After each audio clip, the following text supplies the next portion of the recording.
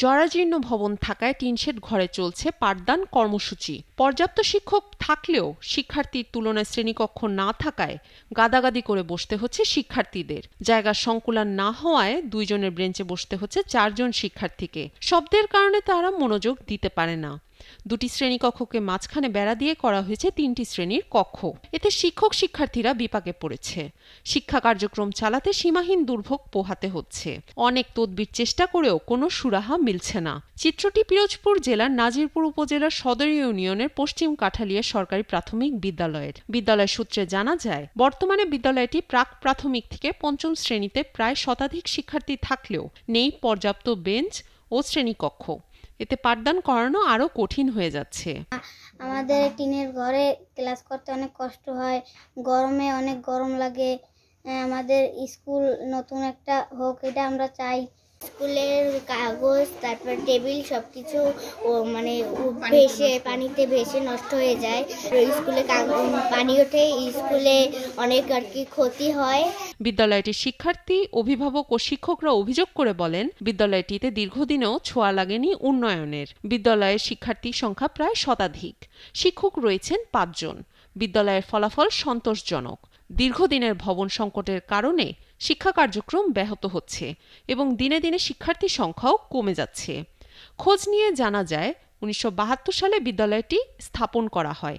সেখানে একটি পাকা ভবন করা হয়। সেখানেই চলছিল বিদ্যালয়ের কার্যক্রম।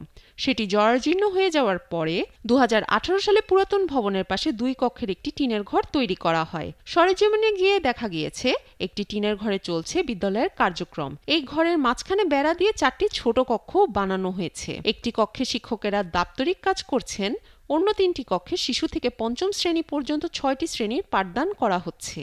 জায়গার অভাবে শিক্ষার্থীদেরও গাদাগাদি করে বসতে হচ্ছে।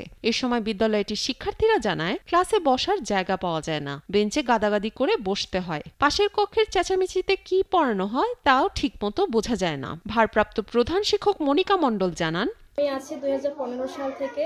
15 সাল থেকেই আমি দেখেছি আমাদের বিদ্যালয়ের ভগ্নদশা, কিন্তু আস্তে আস্তে এই ভগ্নদশা অনেক বেশি প্রকট হয়। এরপরে আমাদের এই বিদ্যালয়টা ছিল নির্বাচন কেন্দ্র, কিন্তু আমাদের বিদ্যালয়ের ভবনের ভগ্নদশার কারণে এখান থেকে নির্বাচন কেন্দ্র বাদ দিয়ে কেটে সেটা পূর্ব কাঠালিয়ায় নিয়ে যাওয়া হয়। এরপরে নির্বাচন অফিস থেকে যখনই আর্গুমেন্ট দেওয়া হয়, তখন টিওনো স্যার আমাদের ওই ভবনটিকে পরিত্যক্ত ঘোষণা করে দেন। এরপরে আমাদের এই একটা ছোট টিনের ঘর তৈরি করা হয় 2018 সালে। এখানে আমরা 1,60,000 টাকা বরাদ্দ পেয়েছিলাম। সেই বরাদ্দ থেকে প্রথমে 2টা রুম তৈরি করা হয়, এরপরে আবার একটা বরাদ্দ পাই, তা থেকে আমাদের আবার এই আরেকটা রুম তৈরি করা হয় এবং সেই আগের 2টি রুমকে 3টি রুমে ভাগ করে আমরা ক্লাস পরিচালনা করছি। এতে আমাদের শিশুদের ক্লাসে থাকতে খুব কষ্ট হয়।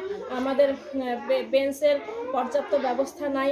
আর অবকাঠামোগত এই ভগ্নদশার কারণে আমাদের বিদ্যালয়ের শিশুরা অন্যান্য বিদ্যালয়ে চলে যাচ্ছে। আমাদের ক্যাচমেন্ট এরিয়ার শিশুরাও আমাদের স্কুল ভবনটি জরাজীর্ণ হওয়ায় উপজেলা নির্বাহী কর্মকর্তা পরিত্যক্ত ঘোষণা করেন। এরপর আমাদের একটি ছোট টিনের ঘর তৈরি করা হয়।